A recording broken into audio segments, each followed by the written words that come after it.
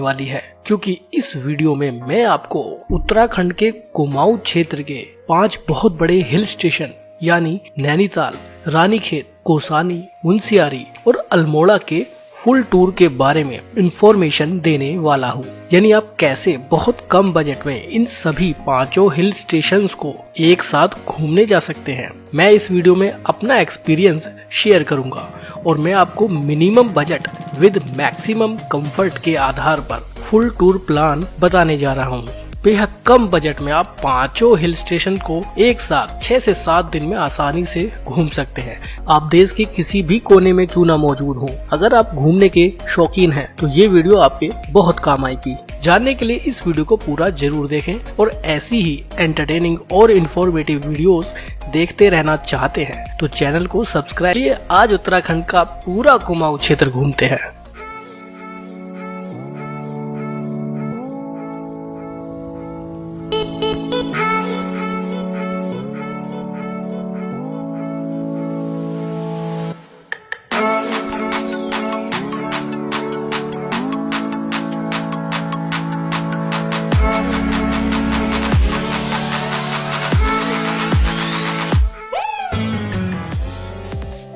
तो दोस्तों सबसे पहले बात करते हैं कि हमें ये टूर यानी कुमाऊं क्षेत्र का फुल टूर कब और कैसे करना चाहिए। कुमाऊं डिवीजन के इस टूर को करने का बेस्ट समय है फरवरी से लेकर नवंबर तक। आप किसी भी मंथ में इस टूर को कर सकते हैं। उस समय यहाँ का वेदर बहुत ही प्लेजेंट रहता है, आप बहुत ज्यादा एंजॉय कर पाएंगे। वैसे मैंने नैनीताल, रानीखेत, कौसानी, मुनस्यारी और अल्मोड़ा की एक अलग अलग इंडिविजुअल वीडियो भी बना के रखी हुई है, जिसका लिंक आपको डिस्क्रिप्शन बॉक्स और आई बटन में मिल जाएगा। आप चाहे तो अलग अलग सिटी की भी अलग अलग वीडियो देख सकते हैं। तो चलिए अब बात करते हैं कि इस फुल टूर को कैसे करना है। देखिए, आपको नैनीताल अर्ली मॉर्निंग पहुंचना होगा। अगर आप दिल्ली से आते हैं तो ऑब्वियसली नाइट में चलेंगे तो अर्ली मॉर्निंग आप नैनीताल पहुंच जाएंगे। डे 1 आपको नैनीताल में ही बिताना है। इस पूरे दिन आप नैनीताल को एक्सप्लोर कर सकते हैं। नैनीताल में आप नैनी झील में एंजॉय कर सकते हैं, बोटिंग कर सकते हैं, नैना देवी टेम्पल घूमने जा सकते हैं, माल रोड पर एंजॉय कर सकते हैं, शॉपिंग कर सकते हैं। इसके अलावा कुछ दूसरे साइट्स को भी विजिट कर सकते हैं। एक दिन में आप पूरे नैनीताल के आसपास की सभी साइट्स को बहुत आसानी से कवर कर पाएंगे। नाइट स्टे आपको नैनीताल में करने की जरूरत ही नहीं पड़ेगी। अब कुछ लोग बोलेंगे कि नैनीताल में स्टे नहीं किया तो फिर इस जर्नी का फायदा क्या है। लेकिन नैनीताल में अगर आप स्टे करते हैं तो नैनीताल में जो होटल के चार्जेस हैं वो बहुत ज्यादा रहेंगे, तो ऐसे में आपकी बजट कॉस्ट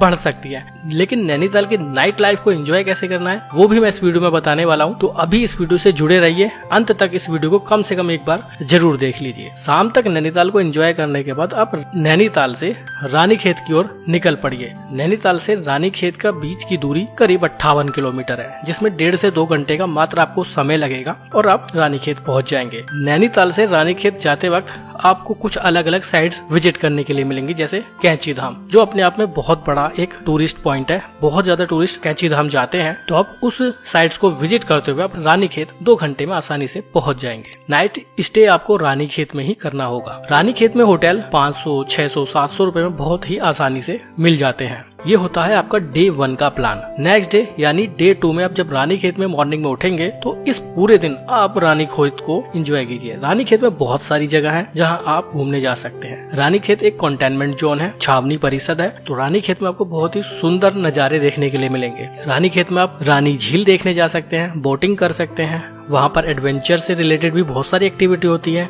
एक एडवेंचर पार्क भी है, वहाँ आप जा सकते हैं, जहाँ आप बहुत मिनिमम कॉस्ट में बहुत सारी एडवेंचर एक्टिविटी कर सकते हैं। आप रानीखेत की शॉल फैक्ट्री को देखने जा सकते हैं। आप रानीखेत के बहुत सारे अलग अलग पार्क जैसे स्मृति वन या आशियाना पार्क यहाँ घूमने जा सकते हैं। एक दिन आप रानीखेत में बिताइए, ऑलमोस्ट आफ्टरनून तक आप पूरे रानीखेत को बहुत आसानी से एक्सप्लोर कर पाएंगे। अब आपको उस दिन रानीखेत से कौसानी की ओर निकल जाना होगा। रानीखेत से कौसानी के बीच की दूरी भी मात्र 58 किलोमीटर है। इस 58 किलोमीटर की जर्नी में आप हिमालय पर्वत के बेहद खूबसूरत व्यूज को एंजॉय करेंगे। पूरी जर्नी आप एंजॉय करते हुए आसानी से शाम तक कौसानी पहुंच जाएंगे, यानी डे 2 की इवनिंग में आप कौसानी में मौजूद होंगे। इस पूरे टूर को आपको करना कैसे है वो भी मैं अभी आपको बताने वाला हूँ। तो नाइट स्टे आपको डे 2 का कौसानी में ही करना होगा। कौसानी में भी होटल बहुत महंगे नहीं है, 400-500 रुपए में बहुत अच्छे रूम कौसानी में आपको अवेलेबल हो जाएंगे। कौसानी जाना जाता है अपने बहुत खूबसूरत व्यूज के लिए।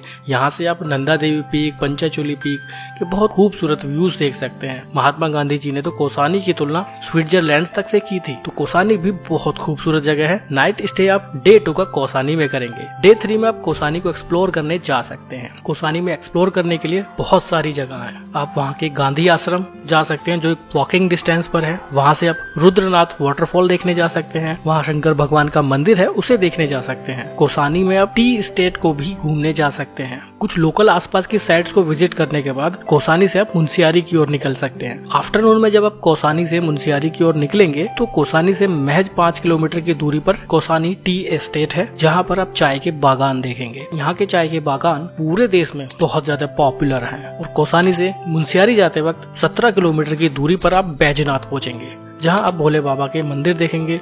गोमती नदी के किनारे बना ये बैजनाथ धाम अपने आप में बहुत खूबसूरत है। इन सब साइट सीन को एंजॉय करते हुए आप मुंशियारी की ओर निकलेंगे। कौसानी से मुंशियारी के बीच का डिस्टेंस मात्र 164 किलोमीटर है। 5 से 6 घंटे में आप मुंशियारी पहुंच जाएंगे। कौसानी की लोकल साइट्स को विजिट करने में आपको बहुत ज्यादा समय नहीं लगेगा। आप आफ्टरनून में अगर निकलते हैं तो इवनिंग तक आप मुंशियारी पहुंच जाएंगे सभी साइट्स को विजिट करते हुए। कौसानी से मुंशियारी तक का जो रास्ता है वो बहुत खूबसूरत है। इस पूरी जर्नी में आप बहुत सुंदर, बहुत ही शानदार नजारे देखेंगे। इन सभी नजारों को एंजॉय करते हुए, इन सभी व्यूज को एंजॉय करते हुए आप मुंशियारी पहुंचेंगे। तो डे 3 में आपको मुंशियारी नाइट स्टे करना होगा। मुंशियारी में होटल बहुत महंगे नहीं है। मुंशियारी में भी आपको आसानी से 400, 500 या 600 रुपए से होटल की स्टार्टिंग हो जाती है। Main bus stand, taxi stand के चारों तरफ ही बहुत सारे होटल हैं, जहां 400-500 रुपए में बहुत आसानी से होटल अवेलेबल हो जाते हैं। मुंशियारी नाइट स्टे करने के बाद डे 4 में आप मुंशियारी की लोकल साइट्स को विजिट करने जा सकते हैं। वहाँ पर आप नंदा देवी मंदिर देखने जा सकते हैं, जो मुंशियारी से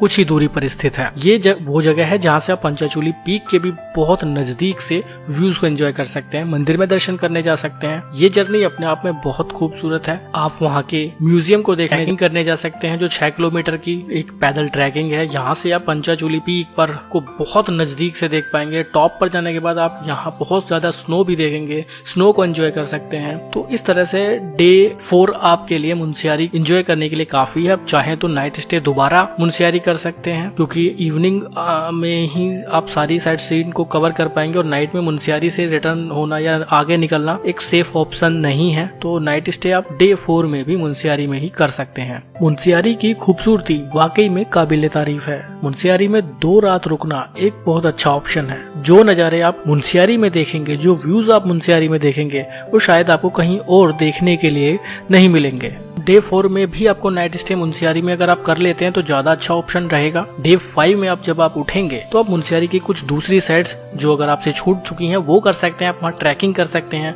रिवर राफ्टिंग करना चाहते हैं तो गौरी गंगा रिवर में रिवर राफ्टिंग कर सकते हैं। अगर आप ट्रैकिंग के शौकीन हैं तो ट्रैकिंग कर सकते हैं। थमरी कुंड जा सकते हैं। वैसे ये थमरी कुंड आप खलिया टॉप जाते वक्त भी कवर कर सकते हैं। तो डे 5 में आप अगर आप मॉर्निंग में कुछ साइट्स को विजिट करना चाहते हैं तो कर सकते हैं, और उसके बाद आप अल्मोड़ा के लिए निकल जाइए, क्योंकि मुंशियारी से अल्मोड़ा के बीच की दूरी करीब 198 किलोमीटर या अराउंड 200 किलोमीटर के समथिंग है। तो उसमें कुछ ज्यादा समय आपको लग सकता है, यानी इवनिंग तक ही आप अल्मोड़ा पहुंच पाएंगे अगर आप मॉर्निंग में मुंशियारी से निकलते हैं। तो डे 5 में आपको अल्मोड़ा में स्टे करना पड़ेगा, और नाइट में आप अल्मोड़ा के माल रोड को घूम सकते हैं। कुछ शॉपिंग करना चाहते हैं तो वो कर सकते हैं। नेक्स्ट डे यानी डे 6 में आप अल्मोड़ा की साइट्स को विजिट करने जा सकते हैं। अल्मोड़ा जाना जाता है अपने मंदिरों के लिए। अल्मोड़ा में बहुत सारे मंदिर हैं जहां आप जा सकते हैं। कुछ मंदिर ऐसे हैं जो वॉकिंग डिस्टेंस पर ही हैं, तो कुछ मंदिर कुछ दूरी पर स्थित हैं, जैसे जागेश्वर धाम या चितई टेम्पल, जिसे गोलू देवता टेम्पल के नाम से जाना जाता है। नेक्स्ट डे आप उन सभी साइट्स को विजिट करने जा सकते हैं। डियर पार्क को आप देखने जा सकते हैं, और अल्मोड़ा में स्थित सिमतोला इको पार्क को आप देखने जा सकते हैं। तो डे 6 में आप अल्मोड़ा की इन सभी साइट्स को विजिट कर सकते हैं। नाइट स्टे आपको फिर से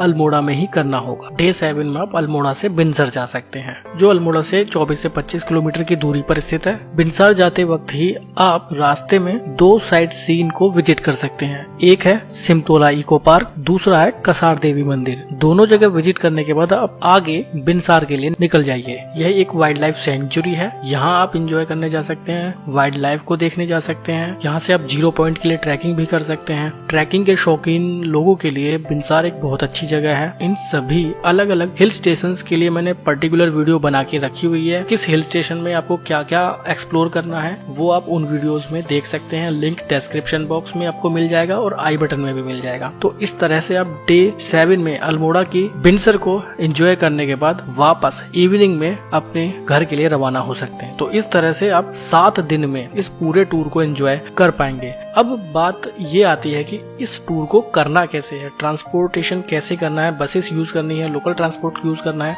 कैसे आप मिनिमम बजट में इस टूर को कर पाएंगे, उसके बारे में भी डिस्कस करते हैं। पहले आपको बता देता हूँ कि इस पूरे टूर में आपको फूड से रिलेटेड कोई इश्यू नहीं होगा। सभी जगहों पर ऑर्डिनरी फूड आसानी से अवेलेबल हो जाएगा। टोटल कितने दिन का टूर रहेगा वो मैं आपको बता देता हूँ कि करीब 7 दिन और 8 रातों का ये टूर रहेगा। 2 रात आपकी ट्रेवलिंग में निकल जाएंगी, 6 नाइट का आपको स्टे करना होगा और 7 दिन आपको मिलेंगे सभी हिल स्टेशन को घूमने के लिए। अब बात करते हैं कि ये टूर आपको करना कैसे है। देखिए ऑप्शन 3 है। पहला ऑप्शन है बस से कर लीजिए और वहाँ के लोकल ट्रांसपोर्ट को यूज कर लीजिए, लेकिन ये मिनिमम बजट की कैटेगरी में फिट बैठता है लेकिन मैक्सिमम कंफर्ट की कैटेगरी में फिट नहीं बैठता है। दूसरा ऑप्शन है ट्रेन और फ्लाइट को यूज करके आप काठगोदाम या पंतनगर तक पहुंच सकते हैं। उसके बाद वहां से लोकल टैक्सी या बसेस को यूज कर सकते हैं। तो ये ऑप्शन मैक्सिमम कंफर्ट की कैटेगरी में तो फिट है लेकिन मिनिमम बजट की कैटेगरी में फिट नहीं बैठता है, क्योंकि on the spot taxi hire करना बहुत ज्यादा कॉस्टली हो जाएगा। मेरे हिसाब से जो सबसे बढ़िया ऑप्शन है वो है रेंटेड टैक्सी। अब सवाल ये उठता है कि रेंटेड टैक्सी तो बहुत ज्यादा कॉस्टली हो सकती है, लेकिन अगर आप मेरे बताए गए प्लान के अकॉर्डिंग इसको करते हैं तो बहुत कम बजट में आप इस ट्रिप को एंजॉय कर पाएंगे। वो कैसे होगा, चलिए बजट की बात करते हैं। देखिए अगर आप मिनिमम बजट और मैक्सिमम कंफर्ट के साथ इस ट्रिप को करना चाहते हैं तो रेंटेड टैक्सी सबसे बेस्ट है। रेंटेड टैक्सी से मतलब मेरा ये नहीं है कि आप किसी टूर एंड ट्रैवल एजेंट के थ्रू या एजेंसी के थ्रू आप इस टूर को बुक कर लें। वहां आपको बहुत ज्यादा पैसा खर्च करना पड़ सकता है। जनरली सभी शहरों में कुछ लोकल टैक्सी आसानी से अवेलेबल होती हैं जो दूसरे शहरों में दूसरे हिल स्टेशन पर घूमने ले जाते हैं। तो वहां पर जो चार्जेस होते हैं उनके बहुत कम होते हैं। 9 रुपए किलोमीटर, 10 रुपए किलोमीटर, 11 रुपए किलोमीटर, 12 रुपए किलोमीटर, इस तरह से आसानी से कोई भी कार रेंट पे मिल जाती है। इस पूरी जर्नी में अगर दिल्ली से बात करूं तो इस पूरी जर्नी में आपकी कार जो चलेगी वो करीब 1250 किलोमीटर चलेगी और 10 रुपए किलोमीटर में आसानी से दिल्ली, गाजियाबाद या किसी भी शहर में आसानी से कार अवेलेबल हो जाती है। तो इस तरह से 12,500 रुपए में आपकी वो कार बैठेगी, जिसमें ड्राइवर की नाइट और फूड को अगर जोड़ दिया जाए तो 1600 प्लस 1400 और टोटल कार करीब 15,500 यानी 15,500 में वो कार अवेलेबल हो जाएगी। अब बात करते हैं कि इस टूर को करना कैसे है। देखिए अगर आप स्टूडेंट हैं, चार दोस्त हैं, अगर आप कपल हैं तो 2 कपल आप इकट्ठा हो जाइए, 4 दोस्त इकट्ठा हो जाइए या 4 स्टूडेंट जो भी हैं वो सब लोग इकट्ठा हो जाइए और शेयरिंग पे इस टूर को कर सकते हैं, जिसमें पूरे टूर में आपके 6 रात का होटल का खर्चा मात्र 3600 के अराउंड आएगा। इससे ज्यादा नहीं आएगा। अगर आप सर्चिंग कर लेते हैं, सर्च करने का टैलेंट आपके अंदर है तो आप आसानी से 3600 रुपए में 6 रात का स्टे कर पाएंगे अलग अलग हिल स्टेशन पर। तो इस तरह से टोटल 19,100 रुपए बैठता है कार का प्लस होटल का।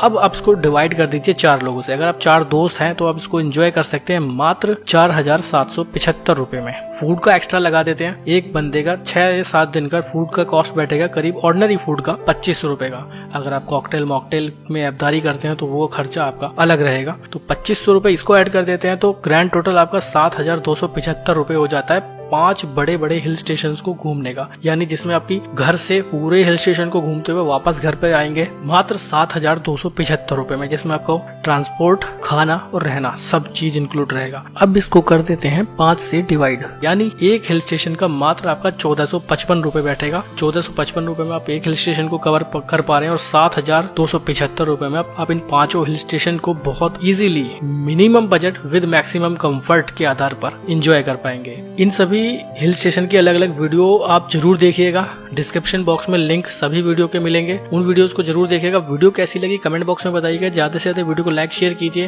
वीडियो अच्छी लगी तो भी कमेंट कीजिए, ना अच्छी लगी, क्या पसंद नहीं आया, क्या आप जानना चाहते हैं वो कमेंट बॉक्स में डाल दीजिए, उसका मैं जवाब जरूर दूंगा। तो जल्दी से जल्दी बहुत सारे कमेंट कर दीजिए, लाइक कर दीजिए, शेयर कर दीजिए। अगर आप इस टूर को करना चाहते हैं तो कमेंट बॉक्स में बताइए कब और कैसे करेंगे, मैं आपके कमेंट का वेट करूंगा। अभी के लिए इतना ही, बाय, बहुत बहुत धन्यवाद।